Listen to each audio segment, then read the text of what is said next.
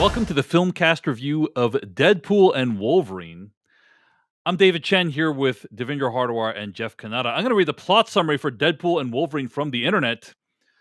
Wolverine is recovering from his injuries when he crosses paths with the loudmouth Deadpool.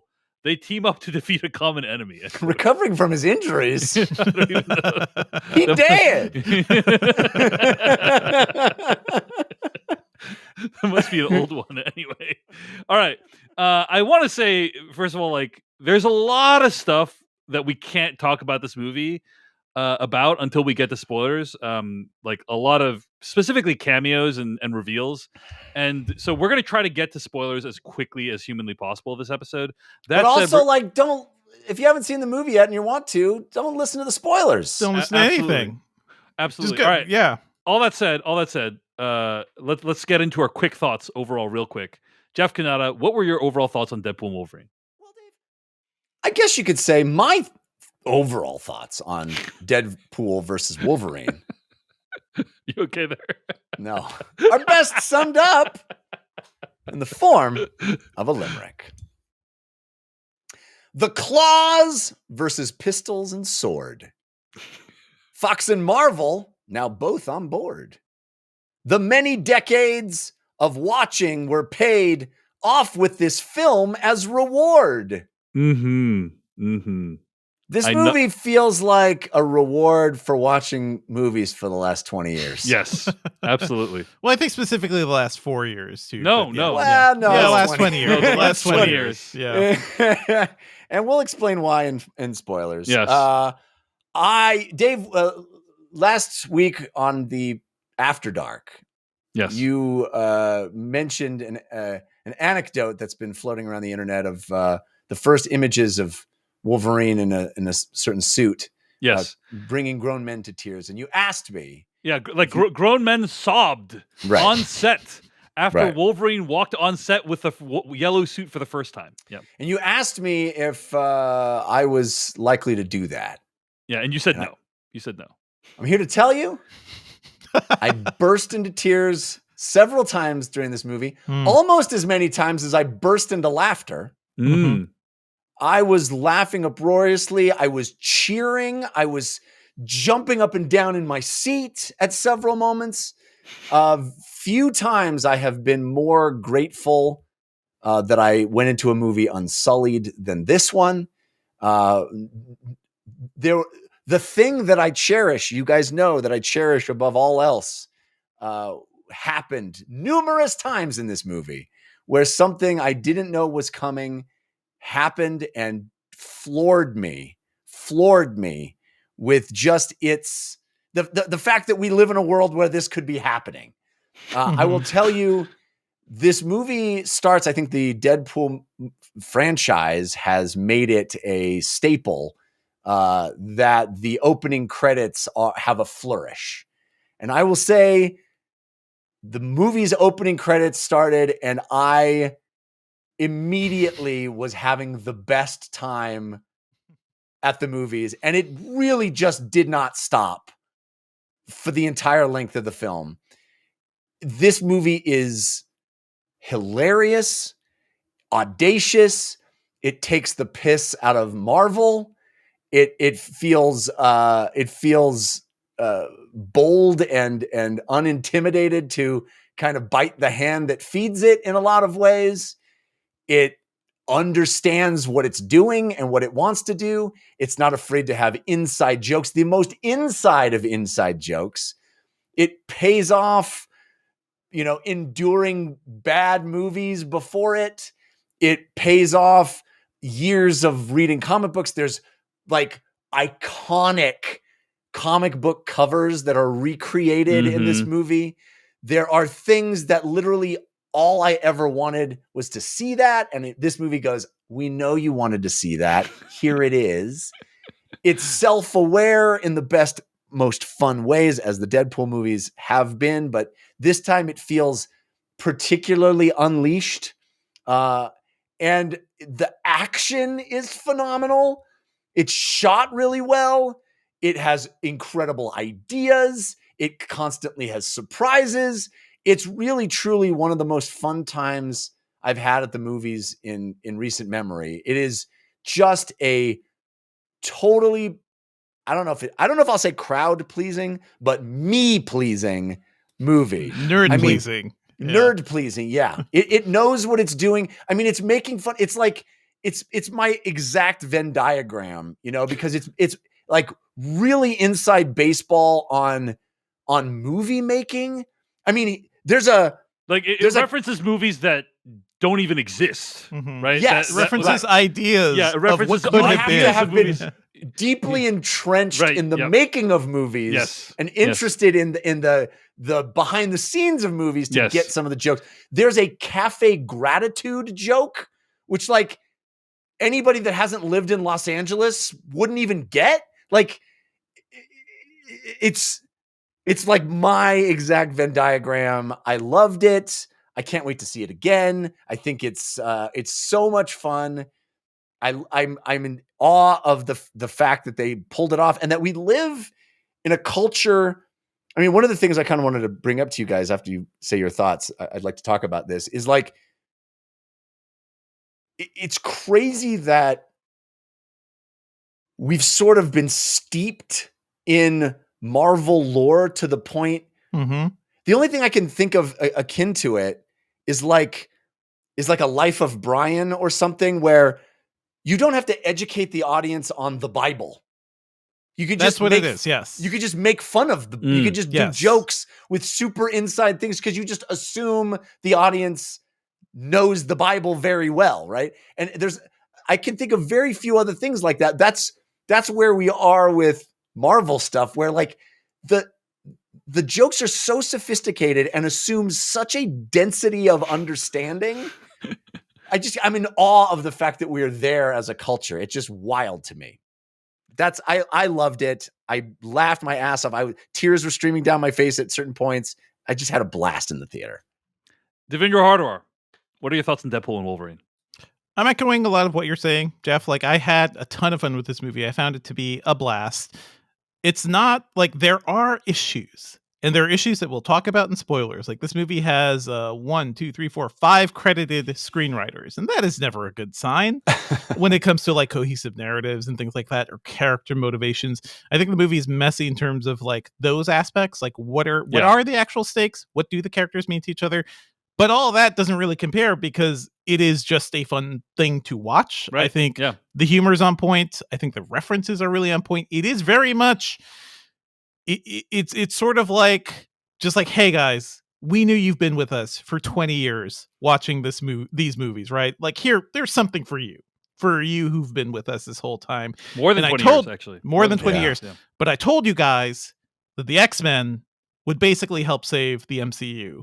And I think we're kind of getting there. But at the same time, and I'll talk about this in spoilers, it's amazing that this movie exists. It is kind of terrifying that this movie exists, right? That a company is so consolidated to have, multiple major studios, to the point where, all these characters are now just under the same thing. You can make fun of Fox, and it's like, you're making fun of yourself.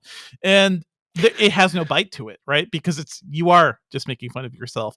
There are points where this movie directly makes fun of like how bad the most recent like stretch of MCU movies have been, and that's kind of funny. But even then, it's sort of like, well, okay, you're telling us, the stuff you've been delivering to us for the past 5 years has been not so great. Joke's on us, I guess. It is amazing that some of these jokes can happen, but I'm a little conflicted about the fact that one studio basically has all this stuff at this point. Yeah. But still, overall, a good time at the movies. I think the action is pretty good. I think there's one action scene which I wanted to be great, which was not. And I think we'll talk about that too. But overall, a great time.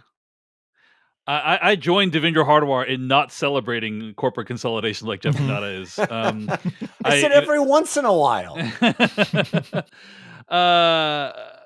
Okay.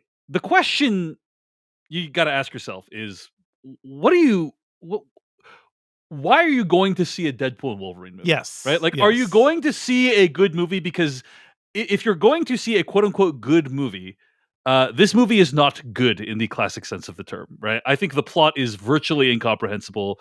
The way, like, the barrage of cameos and characters is like Really fun for people who are into this stuff, but like probably Mhm. nearly incomprehensible if you aren't steeped in this stuff.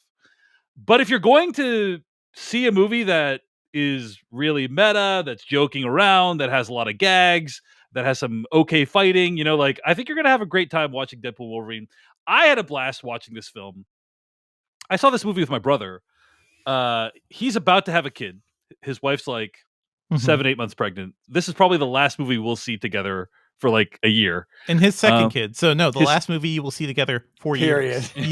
Yeah. Perhaps ever. Yeah, it's Yes. very special to be able to watch this movie because me and my brother have watched like a lot of these Marvel films together, and Yeah. and so just like recognizing some of the stuff that happened on screen was just like a delight. Yeah, I saw And- this with my brother too. So yeah, exact same Right, and experience. like yeah. there's moments where I was like, literally, I was like screaming. I was like, "Oh my god!" Like just Yeah. literally, Oh my like, God. shrieking with joy, and I was like Yep. cackling with some of the we stuff. were that just happened. kids when that happened. Yeah. So I had a great. So if you're this movie is basically a joke and cameo delivery system. That's what it is, right? If you're going expecting like, oh, a moving narrative about heroism, the movie kind of tries to do that. I don't think it succeeds, but the jokes are great, the cameos are great, and it's just fun to kind of like laugh with, at, and near Marvel sometimes. And if that's what you're looking for, you're gonna have a great time with Deadpool. Sure. So like, one thing I want to yeah. point out before we get to spoilers, this movie's at times ugly as sin. There's so much going against this movie, and at the same time, I still enjoyed it. So right. yeah, I just so want to say that. I'm surprised that like I'll say like I've seen some of the critical reaction to the movie. It is extremely negative. Like some people Mhm, are saying this is mhm. one of the worst movies of the year, and I think it all comes down to what you're expecting from the Mhm. movie, right? Like if you're Or if you even understand what the hell they're doing. Like Right, you could yeah. easily not know what is happening Yes, with several of these absolutely. characters, and But- then this movie is nothing to you. I will also say one other thing before we get to spoilers, which But, is like, like yeah, Sorry, Go- before you say go that, one other thing is I struggle to think of anything that you can compare this to. Mhm. That like Mhm. a huge, big budget, mainstream piece of entertainment that is so inside. Yeah. So I mean, it is. It requires such a density right, of yeah. pre-existing information. I don't know if there's ever been anything quite like it. The Mhm. closest thing would be probably like Spider-Man No Way Home. I know it's not even close, Jeff, but like Yeah. Spider-Man No Way Home, Or also Endgame. like Avengers Endgame, right? Like Yeah. like and how much but like But I mean, like in a- even in a- then, I don't think like that's Avengers Endgame is just you need to have watched a bunch of movies. Like Yeah. this is like you need to have read, /film.com for like 20 years to like One of the understand things what's going I on. walked out of this movie and I said to somebody, "This is like what if Wizard magazine became sentient?" Right. Uh-huh. You know, like yeah, exactly, yeah. It's like it is such a it's such a fanboy Yes. explosion. Fan It is- service explosion, yeah, for Yeah. sure. But anyway, what I was going to say was, there's a lot of questions about like what should you watch to get ready. First of all, I think any superhero film made after 2000 is what. But like the immediate things are. I think actually having watched Loki would be useful. Loki season 1 would be useful. Loki would at least explain things. I Deadpool feel season like- 2, Deadpool Yeah. 2 and Logan. Let me There's just get through no my thing. Let me get studying through my up for thing, and then this. let me get through my thing, and then you can cut Yeah, it again, Jeff. Okay. So, Loki season 1, Deadpool 2, Logan. Those are things that I think you could, if you watch them, Mhm. you'll enjoy this movie a little bit more. Any superhero film made after 2000, that will help you. Okay, Jeff. Now you can tell me how that's. Yeah, so completely- those 400 yeah, those movies you 400 just read. things. Yeah, that's Yeah, right, that's right. yeah. Yeah. That was in rank priority order. Okay, right there. So Yeah, I anyway. think seeing Logan would maybe be the one thing that Mhm. would help the most, Yeah, right? yeah. I think that's probably right. But other than that, it really requires like being over 30. Yeah. Right, And also yeah. how this stuff being in your bones. Like Yeah, it's not about yeah. doing the homework. It's about yeah. I was raised in this. Yeah, I've been. Yes. That's the thing is like, I was raised in Th- this th- darkness. that's the thing, it's Yes. okay. Let me say this. There's many of us who have been watching these superhero films since Bryan Singer's 2000 film X-Men, Mhm. and there have been And before a Blade. lot of Yeah, ups and yeah. downs during that time. Right? Yes. There has been like really amazing highs and really terrible lows, and throughout we have kept watching. We have kept watching these movies, and We kept the faith. we've kept Yeah. the faith that, hey, when we sit down for a new movie, maybe it's going to be good. And this movie is basically saying, my son, I am Yeah. rewarded. My son or my daughter. Yeah. Your time was not Your misspent. time was not wasted. Yes. I am now rewarding you with That's right. a visual gag that you will chuckle at during this movie. Yes, But also hours of wasted time for minutes of a visual gag. We yes. see you. You feel seen. Yes. Like, I see you. I know you went to that movie. I know you know Yes. it was bad. We know it was I bad. know that was like one of the worst. Like it's when okay. you told everyone at school that you saw that movie, everyone laughed at you. That's right. And I know that now happened. we're all laughing. Now we're all laughing everybody's together. laughing together. We're all laughing together now, and it's wonderful. It's wonderful. Okay, I have two quick things to say. First of all, is I am in awe. We can't just get the spoilers. Okay, go ahead. Yeah. No. I'm in awe of Ryan Reynolds. Like, nobody else can play Deadpool. Like, his comic timing and comic rhythms are just inseparable from what he also this is. became Deadpool, right? His non-Deadpool stuff is just Deadpool now. It's extraordinary, and I love him, and the way he can throw a joke in, you almost miss it, and then like you like 3 seconds later, the scene has gone on, and you realize what he said, and you go, "Oh my god, that was that." The density of jokes in this movie is really high. The second thing I want to say is, and you may very well disagree with me, I think this is the best Marvel villain since Thanos. I think an interesting one. They would be very smart to swap out Kang and put in, I don't know if it's a spoiler to say who the villain is. They've been in the trailers. Yeah. But okay. Hey, Ty, the more you tie to the X-Men, the better the MCU will be. That is my prevailing prediction. They cast, this actress is incredible. She's from the show we talked about, Murder at the End of the World. Emma Corrin uses they, them pronouns, by the way. Yeah. Excuse me. They are incredible, and milking every scene, and the visual effect to express what this character is able to do is really cool too. And so I think it's creepy and awesome and intimidating, and has a sort of Omega level threat that feels worthy of multiple films. It's true. So I think they would be well served to invest in this villain as far as a Marvel strategy. All right. So much more to discuss. Let's get to spoilers for Deadpool and Wolverine starting right now. I've seen a lot of chatter online looking down at this movie that depends so heavily on cameos. And I understand why, like, hey, it kind of appeals to this like lizard brain part where you're like, oh, I recognize what that is. Yes. And it's not like high art. I agree. I agree. It's very much member berries. Like, it's doing full on member berries. This is member berry pie. Yeah. Here's what I'm going to say though. Here's what I'm going to say about that. First of all, I love that, like, many of the cameos weren't just, we're going to have them show up for 3 seconds and they're gone. Like, some of these actually felt like substantial contributions to the movie. 100%. We had them for a week, at least a week. Right, exactly. Yeah. Secondly, I loved the pacing of the cameos, right? Like, so you start with Henry Cavill playing Wolverine. That's already incredible. Like, wow, amazing. Like, incredible. You know, like there are some movies where that would be the highlight of the movie is, remember Henry Cavill? Okay, so whatever. I was in the critic screening and people erupted into like, could not believe that. That was great. Okay, then Chris Evans shows up, which is like, dude, the flame on moment. And when they flame on, it's like, oh my, I can't believe you can tell from his voice too. I cannot believe. Leapt out of my seat. It's so then I'm like, masterfully orchestrated. So good. And then it's like, okay, first of all, that Chris Evans shows up at all, and then like they followed up at that's actually not Captain America. It's his character from so Fantastic rad Four. that he shows up in a hood. Yes. He pulls off his hood. I'm like, oh, his hair is different. And he's wearing a red and blue. He's wearing blue. Too. He's wearing blue. So it's like, oh, maybe he's still Captain America. Okay, and then incredible. Okay, so I'm like, oh, that's the big surprise. We peaked. It's like, we peaked. They spent all their money on that. They even make fun of it. I love when Deadpool says, "Do you know what he is doing to this movie's budget?" That was very funny. And then, so I was like, okay, if that's all we get for this movie, that's great. You know, some nice surprises already. That's already great. And then the mother load, right? When they show up at all this, the '90s heads, the mother load where freaking Elektra, Blade, and Gambit show up. Dude, I could not believe what I was seeing. Yes. Guys, I was masked up and my glasses were fogged for like a full 3 minutes of me just like clapping and laughing at everything that was happening in that section. Yeah.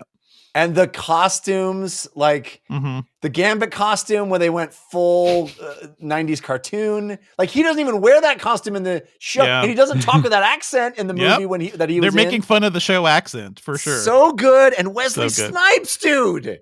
The Wesley Snipes line where he goes, there'll only ever be one blade. Yeah, there's always been one blade. There will only ever be one blade, which is like, okay, for those who don't know, first of all, we got to go back a little bit. Channing Tatum was originally planned to be in a standalone Gambit movie. For years, he has talked about the dream of playing Gambit. Too. Never happened. Like close to his heart. Yeah. Never happened. And so not only is he coming back as Gambit, but he's like skewering the idea of a Gambit movie in this movie, right? Like, well, but also delivering the best Gambit action we've ever seen in a film. So it's like wildly exaggerating the accent to the point where it's laughable. Sorry, Taylor Kitsch. Yeah. and then the Gambit action's actually good.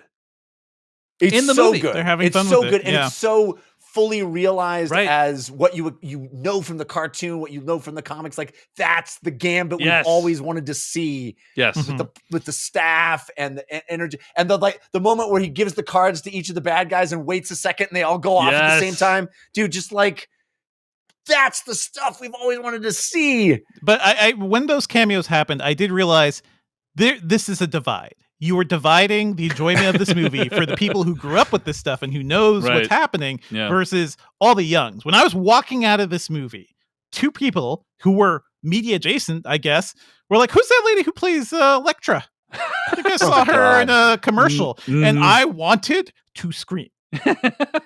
Jennifer Garner, put some, justice to her name. Yeah, come on. I love the. What about Daredevil? Sorry about Daredevil. That's not a big deal. Yeah, it's not a big deal. Don't worry. So good. That was very funny. Just so many of those. Then Blade shows up, right? Which is just like, oh, like that. This is so. Go back, watch the original Blade. It's still one of the best superhero films ever, right? And it is. The thing that I've been so afraid of is that this new Blade that may or may not ever get made will not go as hard as the original Blade. Like the original Blade is a rated R, superhero action. When there were no expectations for universes or anything, just let's make a blood kick-ass everywhere. Blade There's vampires killing people. Like it's all when him being a comic book character was the least of their concerns about making this movie. Right.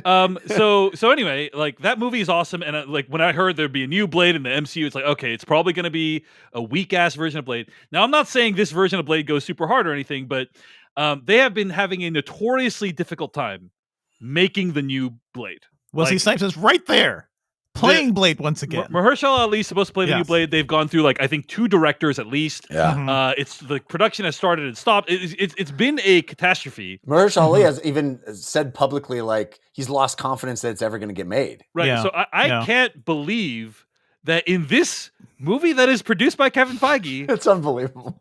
That Wesley Snipes is like, there's only going to be one Blade. Like what? That is like a direct shot against new Blade.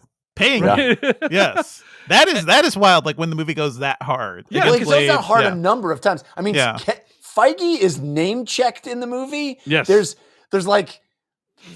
talking about we can't show cocaine because they won't let it. Like all that. It goes pretty hard. But yeah, for sure. But and they refer to the fact that Deadpool says to Wolverine welcome to the MCU. You're joining at kind of a low point. Which is very accurate. And he said there's another part where he says something about I didn't. Everything past post Endgame has been great. I was like, so nice pull. But this is referring to difficulties that they're actually having in real life to make stuff. So I'm like, wow, it feels weird. Like that sort of stuff where they kept doing it. I was like, well, I'm laughing, but I'm also crying because these are your failures as a corporation to do right by a lot of these characters. Talk about going hard, by the way. Lady Deathstrike from X2 appears in this movie, and they got Kelly Hu, who's been around on TV. That's Kelly Hu. Oh, that's so cool. I love that. She's just in there in the big fight. She's in there for 3 shots. You know what you're doing. You know what you're doing. Movie. I love so that. that's good. I love that. Well, Daphne Keene comes back as X-23. Yes. You know, that was in the trailer, but it's like even that alone would have been nice. Like, but they're just like, oh, here, endless bountiful gifts of member berries, basically, for the fans, right? I thought the movie had peaked at that point, and in many ways it had, but there was one more thing that happened that I did not see coming that utterly destroyed me. It's when some tears came out, and I couldn't believe I was seeing it, and I couldn't believe how much I had wanted it. Wolverine mask. Wolverine mask. Oh, wow. Yes. That was the moment that when you're Eruption. like, oh, grown men cried at the suit, and I was like, I don't know, I wouldn't do that. Oh no, I didn't realize they were actually doing the whole suit. When he reaches back, I was like, oh my God, oh my God, oh my God. And he pulls it down, and then they leave it on for so much of the movie. I'm like, thank you.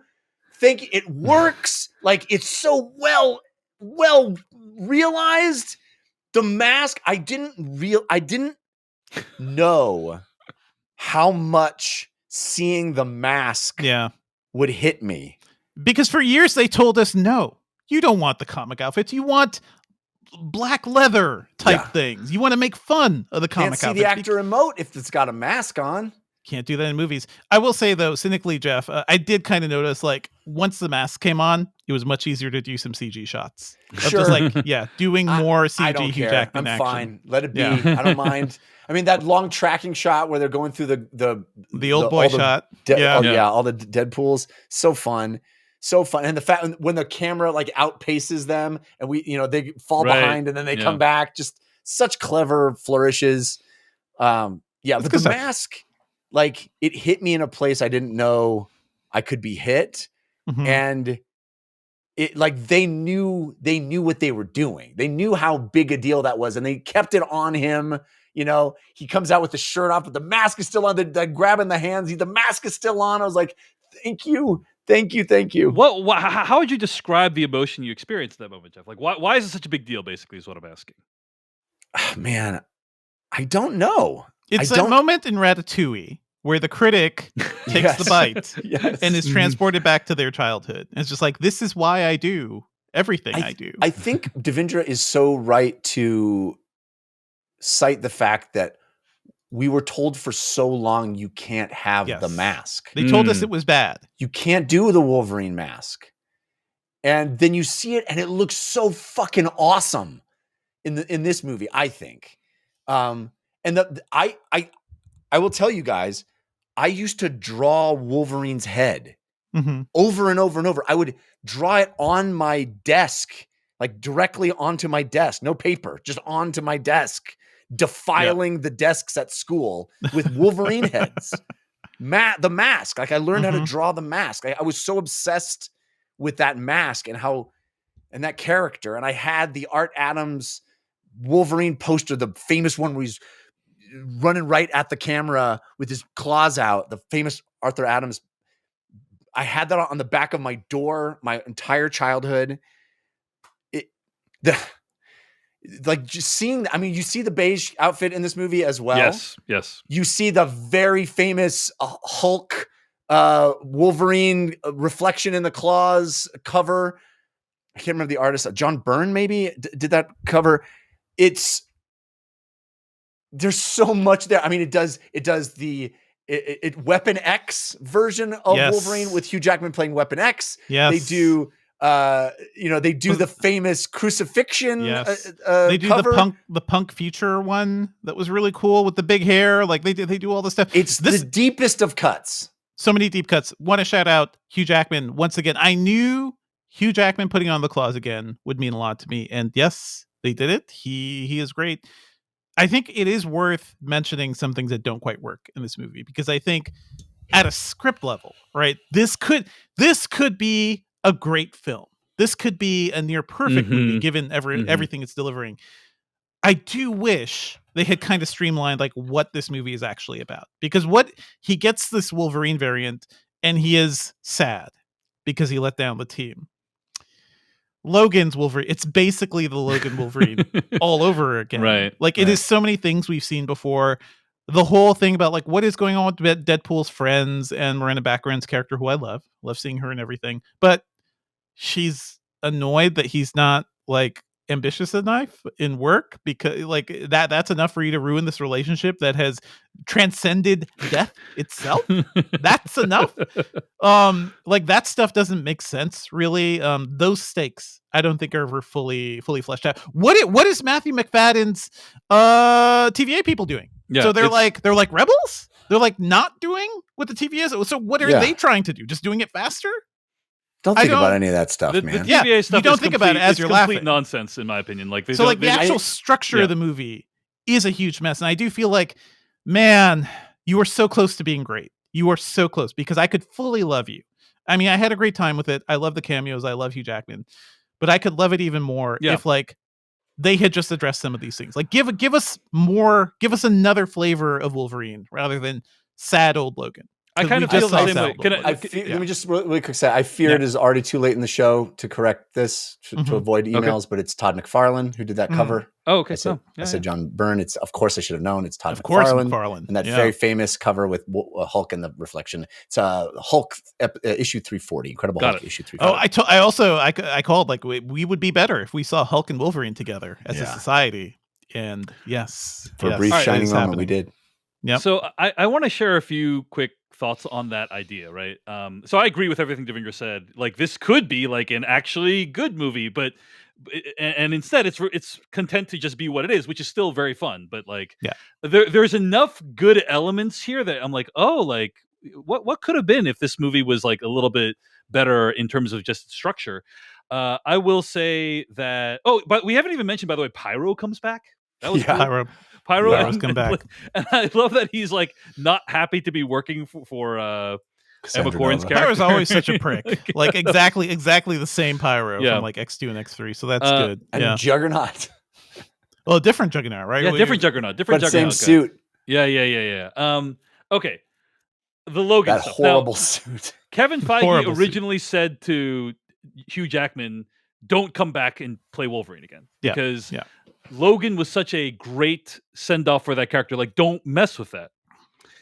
And the reason why they were all eventually convinced that it would be okay is because this is a different version of that a different character. It's timeline. from a different dimension. It's not the actual Logan guy. It's like, okay, we just whatever. shit on the legacy of that Logan in the dimension where he sacrificed. I think people will need to decide for themselves whether or not it's worth it to bring Hugh Jackman out of retirement. I'm sure they backed like a whole Brinks truck worth of money up to him for this movie. I will always say it's worth it. Sure. I think it was just to see him in the mask was worth it for me. My favorite, like the most poignant part of his performance in this movie was at the very, very end when he says to, like, Deadpool says, "So I guess I'm probably not going to see you around anymore, huh?" And Wolverine says, "Probably not." Like that was kind of a meta way of Hugh Jackman saying, like, this is really it. Like Logan in Logan, the character dies, and it's very beautiful. But like this is Hugh. I feel like I'm seeing Hugh Jackman say, like, this is it, and that was meaningful. You know, like, that was a little bit more meaningful than just he's playing a character that dies. But it is funny how many times he turns to him and goes, "Until you're 90, you're gonna be playing this character until you're 90." They can still do Old Man Logan. Like they literally previewed Old Man Logan. So yes, they did. They had that shot in the movie where he's Old Man Logan and shoots him with the shotgun. So good. Yeah. But I also wanted to give some shout outs for the villain in this movie. Again, who's played by Emma Corrin, who plays this character of Cassandra Nova. Always love this character, by the way. What a creepy ass character. Done so well. I agree. Creepy ass character. I love the way that the character is like visualized with the like the fingers and the skull and everything. Like just super cool, like as a concept. There's some scenes from this movie that feel like they're from a different movie. Like when she's the character of Cassandra Nova is like bringing Wolverine to this like green field with all these like stone pillars. It's like, whoa, this is like an art film all of a sudden, you know, like this is and I appreciated that. And the movie does really give Hugh Jackman some time to really emote. And I bet that was part of the pitch for the movie is like, hey, you're not just going to be a glorified cameo. You're going to show up, you're going to be tortured. Like you're going to be a tormented soul and you're going to get to show that on screen. And he brings his A game, man. Yeah. He's not phoning it in. He's not just like, exactly. Yeah. I agree. I also want to say, like, I was really moved by this choral rendition of Like a Prayer that played Great when use they're of like a prayer. when Yeah. they're like trying to stop Cassandra Nova. That's the only thing, Jeff. You were saying how, oh man, they should bring Cassandra Nova back, which Right. like I am totally for, but like We say you die. Yeah. I mean, she's pretty definitively killed at the end of At the a movie. subatomic agree, level, but- sure. At a subatomic level. This timeline. Yeah, exactly. Nobody, that would be nobody a with trivial timelines, thing. nobody's. Yeah, it'd be a trivial thing to bring Yeah. her back. I didn't want to right? mention that during the non-spoilers. Yeah, section, yeah, but yeah, yes. yeah. But this movie does go hard on like a prayer, and I appreciate that. That was in the trailers. I think one of the early trailers, and my wife, who's a huge Madonna fan, was like, "What is happening here?" But it works. It All works of the so well. music. Yeah. Like the NSYNC song at the beginning, Mhm. which, by the way, the idea to beat people senseless with adamantium skeleton bones, Beautiful. chef's kiss. Very, Come very on. creative how he did it too. Eric Davis, by the way, tweeted that NSYNC was sitting in front of him at the premiere, at the official premiere of the movie. So NSYNC is totally down with this too. Yeah. How could you not Love it. be? Awesome. Well, anyway, despite some of our challenges with the movie, it sounds like we all had a blast watching it. Oh you know? man, Yeah. It's I mean, so yeah. funny. It's a blast, but it's also like you have a hangover the next day, and you're like, what does this mean for Disney? You know, one the bummer fate I of the had MCU? is that they didn't make fun of Elektra more, because Yeah. that character just has the most useless skills compared to like literally all the other characters they're fighting. I with in think that this situation. must have been like a thing from Jennifer Garner. It's like, I'm not going to be the Right. Hawkeye of this situation, right? Right. You're going to treat me with respect. I have two sides. Well, I love the Gambit line where he walks in. He's like, "You look like Hawkeye if you had an actual costume." Yes. It's so amazing. Yeah. I mean, the density of references and jokes. I mean, it's just it's a Gatling gun, and I think only Ryan Reynolds could kind of do that and pull it off the way he does. Do you have a favorite sort of gag or joke or line from the movie? Like, what's your Oh favorite my one? God, The there's so Mask, many. Jeff, probably for you, right, Jeff? But like, Well, it's not really a gag, Yeah. but yeah, I mean, I think, yeah, God, I've already referenced half a dozen great jokes. Now you're putting me on the spot, but I just think for me, it's Channing Tatum as Gambit. Channing Like, Tatum. I was dying during that whole scene when he is introduced. Yeah. By the Because way, the amount of times Channing Tatum just pops into a movie and just like steals it with his Right. cameo. Love this here's what man. Because Love he's this just doing man. the worst Gambit impression ever, you know, and Yeah, it's just like, yeah. and Ryan Reynolds is commenting on how bad it is. Yeah. Too. It's just so funny to me. Anyway, yeah, the one glaring omission for me was like they never pay off the Thor thing. yeah. never What was do. up with that? On I a couldn't future film. Yeah, I couldn't believe it honestly Yeah. that doesn't get a payoff. I thought that for sure was going to be the Or I feel like end- he would have said something in the end credit scene because we get a little more in the end credit I love It's the weird end too. credit Like he also scene. says at one point, "Hey, Hugh Jackman, do you want to tell me what happened now, or should we wait for a third act flashback?" Which also never comes. Like there's a few references to things that are like, "Oh, I thought we're gonna get that," and then it doesn't happen. Well, I So- think that's just a one-off joke, but we literally see the scene with Thor, see so it. I feel like how do we not get that paid off? But they were still at time. Yeah.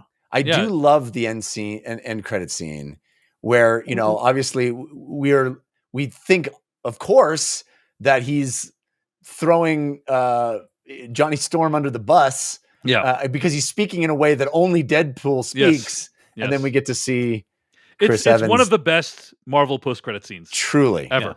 To see Chris Evans just fucking nail that insane barrage of dialogue. I love asshole Chris Evans too. Like he really So leans good. into it so well. Shout out to, by the way, the ugliest dog in the world, Peggy the dog, as Dogpool. You may have seen that face before. It's because that ugly ass dog has been voted the ugliest dog in the world. So amazing. Shout out to Dogpool.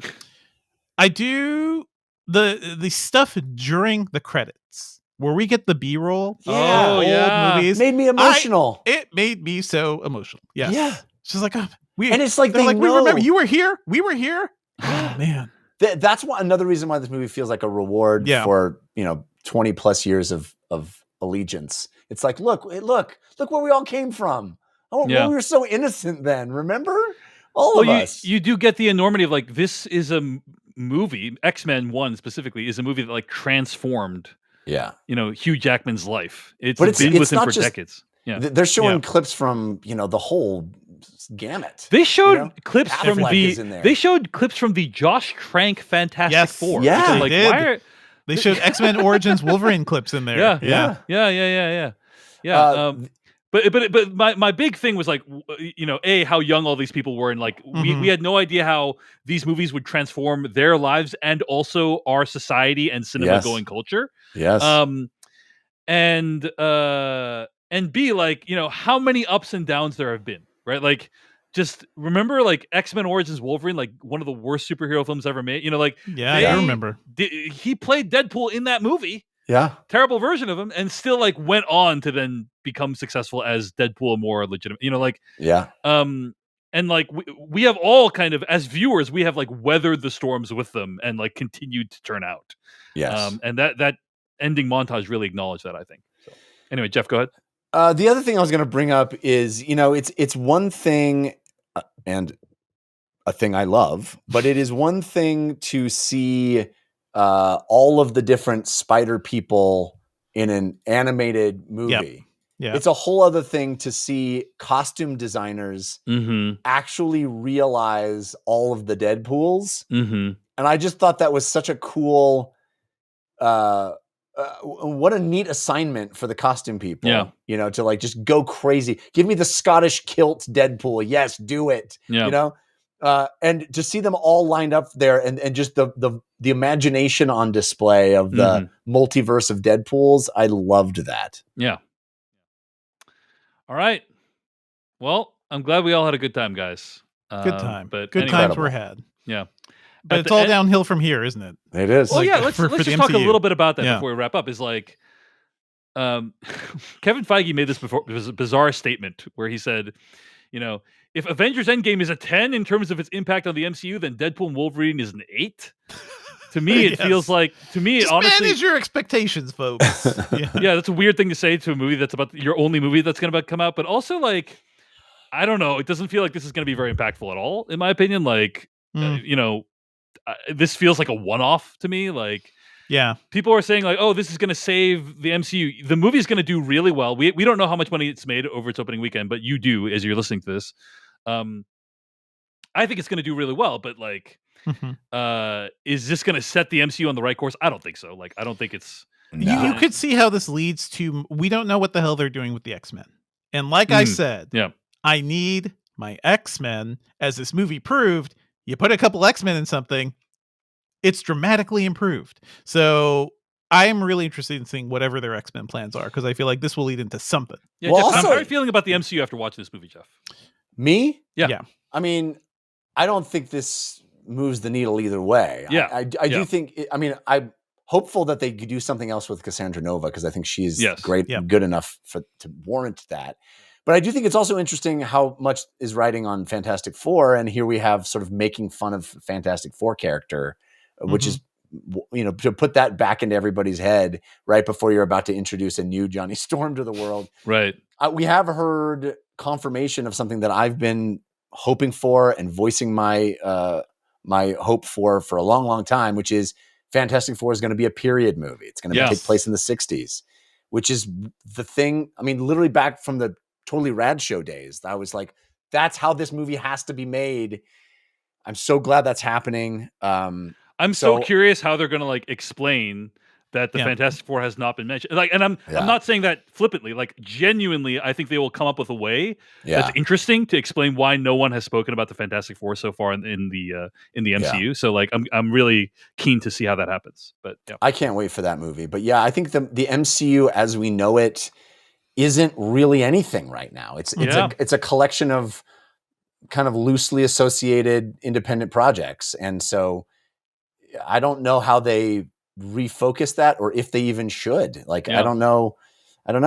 Go the DC route. Just have everything do its own thing, basically. That's not, it could be worse. One thing that may help is less volume work. How about that? For a movie that costs so much, it is weird how cheap this thing looks. Even outside of the volume, even on physical sets, it looks really terrible. It's like there's that scene where they like show up in New York and it looks like very clearly like a set, right? Because it looks like a set. There's also they shoot in Montreal, so a lot of city scenes end up being in Montreal or something. But it also looks like the exact same street from whatchamacallit, Doctor Strange 2. Like, it's just the same city basically that they have. So you you've got the budget for all these actors. Like, just make these movies look better. I think it would make a dramatic difference. All right. Well, anyway, we all had a great time with Deadpool and Wolverine, and at the end of the day, it is really impressive that Shawn Levy made a movie. Thank you so much for watching this video of the Filmcast. Check out these other videos that we have available, and be sure to hit like, subscribe, and hit that bell icon to get other videos from us in the future.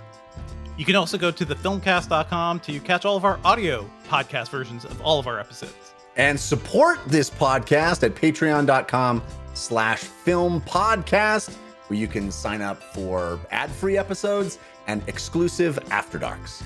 Thanks so much to everyone who makes the Filmcast possible.